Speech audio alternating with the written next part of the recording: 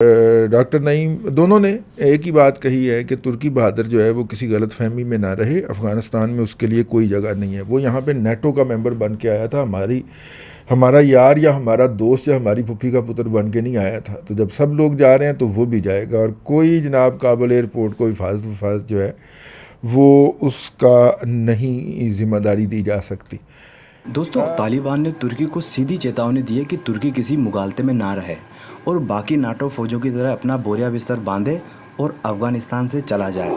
जबकि दूसरी तरफ तालिबान ने भारत के लिए बोला है कि अगर भारत चाहे तो यहाँ पर डेवलपमेंट के लिए रुक सकता है, केवल डेवलपमेंट के लिए। तालिबान ने पहली मर्तबा बड़ी क्लियर कट वार्निंग जो है, धमकी जो है वो जारी की है बरादर इस्लामी मुल्क तुर्की को। और तुर्की की अफवाज जो है वो अफ़गानिस्तान के अंदर तैनात करने के मामले के बाद अब पाकिस्तान के वज़ीर ख़ारजा शाह महमूद कुरैशी जो हैं वो हंगामी दौरा करने जा रहे हैं तुर्की का, और वहाँ पर उनकी इंतहाई अहम मुलाकातें जो हैं वो भी शेड्यूल का हिस्सा हैं। इस वक्त ऑन ग्राउंड सिचुएशन जो है वो इस कदर ख़तरनाक है। आप देख सकते हैं US out, Taliban ride on violence, situation critical in Afghanistan. America निकल रहा है, तालिबान जो है उन्होंने मज़ाहमत जो है वो तेज़ कर दी है और सूरत हाल जो है वो क्रिटिकल हो चुकी है, इंतहाई कशीदा हो चुकी है।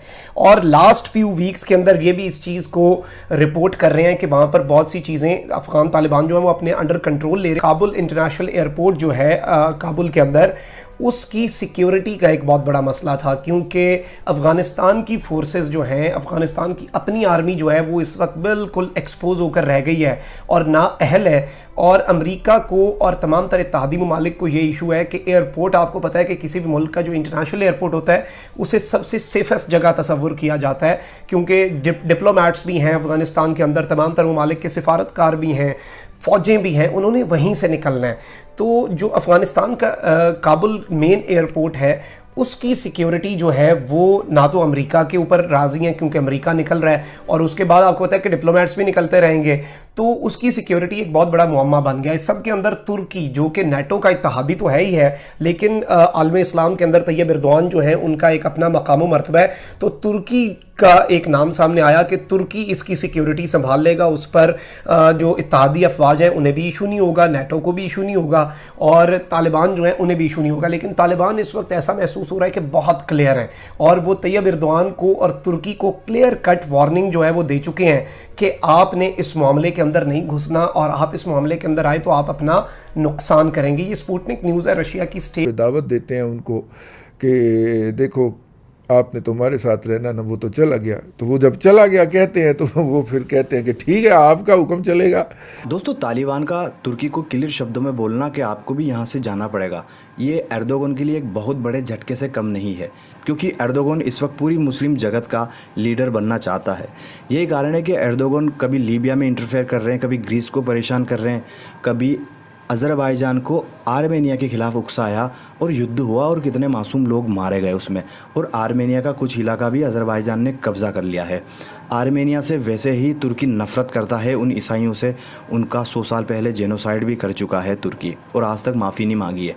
दूसरी तरफ दोस्तों, तुर्की भारत को भी परेशान कर रहा है, कश्मीर में डिसइंफॉर्मेशन वॉर कर रहा है, डिसइंफॉर्मेशन फैलाकर वहाँ के युवाओं को बरगला रहा है। कश्मीर के युवाओं को सस्ती छात्रवृत्ति दे दे के वहाँ बुलाता है और उनको भ्रमित करता है, उल्टी पुल्टी बातें सिखा के। दूसरी तरफ दोस्तों के तालिबान का क्लियर शब्दों में तुर्की को बोलना कि हम आपको नाटो की तरह ही देखते हैं, आपको यहाँ से जाना ही पड़ेगा, ये एर्दोगन के लिए झटका और इंसल्ट से कम नहीं है। दूसरी तरफ दोस्तों, तालिबान ने यह भी कहा है कि भारत चाहे तो यहाँ रह सकता है। दोस्तों, आपको याद होगा पिछले साल पाकिस्तान ने डिसइंफॉर्मेशन फैलाई थी, पाकिस्तान की साइबर आर्मी ने, कि ईद के बाद अब तालिबान जो है भारत के ख़िलाफ़ जिहाद करने वाला है। ये खबर इतनी ज़्यादा ट्विटर पर वायरल हो गई कि तालिबान को खुद स्पष्टीकरण देना पड़ा अपने ट्विटर हैंडल से, और तालिबान ने लिखा, ऐसी बात लिखी कि पाकिस्तान का जो पासा था वो उल्टा पड़ गया। तालिबान ने भारत के बारे में कहा कि हमारा भारत के आंतरिक मामलों में दखल देने का कोई इरादा नहीं है। इसका मतलब ये था दोस्तों कि तालिबान ने पहली बार माना कि कश्मीर भारत का आंतरिक मामला है। ये पाकिस्तान के लिए झटके से कम नहीं था।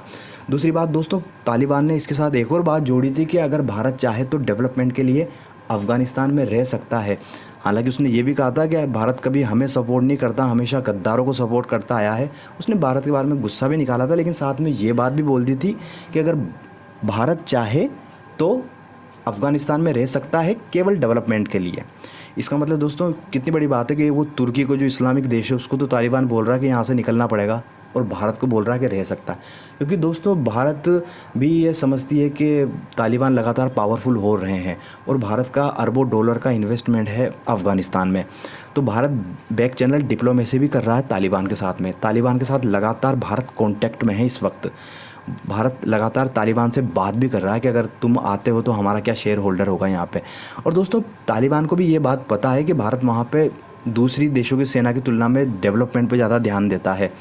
भारत ने जो डैम्स बनाए हुए हैं बहुत सारे, और जो रोड्स बनाए हुए हैं, वो तालिबान भी इस्तेमाल करते हैं, उनको भी बड़ी आसानी होती है। और ख़ासकर जो डैम्स बनाए हैं तो उन डैम्स पे जो कई गाँव में, सुदूर गाँव में पानी जाता, तो वो अधिकतर गाँव ऐसे हैं जहाँ पे तालिबान का कंट्रोल है। तो तालिबान को भारत की वजह से जो डैम्स बनाए उसकी वजह से ताज़ा पानी मिलता है तालिबान को। उससे पहले वहाँ काफ़ी बीमारियाँ थी गंदे पानी की वजह से। तो तालिबान भी ये चीज़ अच्छे से समझता है। यही कारण है कि कई बार पाकिस्तान तालिबान को भड़काने की कोशिश करता है, लेकिन हमेशा पासा उल्टा पड़ जाता है। पाकिस्तान तो चाहता था कि तुर्की यहीं रहे अफ़गानिस्तान में, ताकि यहाँ पर भी एक दोबारा से इस्लामिक जिहाद फैलाया जाए और भारत को यहाँ से निकाला जाए। लेकिन कहीं ना कहीं तालिबान के साथ भारत की अब बैक चैनल डिप्लोमेसी है, उसका असर दिखने लगा है। और एक तरह से देखा जाए तो दोस्तों भारत की प्रभावशीलता ये है कि तालिबान जैसा एक मिलिटेंट ऑर्गेनाइजेशन एक इस्लामिक देश तुर्की को बोल रही है कि आपको यहाँ से जाना पड़ेगा, लेकिन अपने पड़ोसी देश भारत के बारे में बोल रही है कि भारत चाहे तो यहाँ रुक सकता है, केवल और केवल डेवलपमेंट के लिए।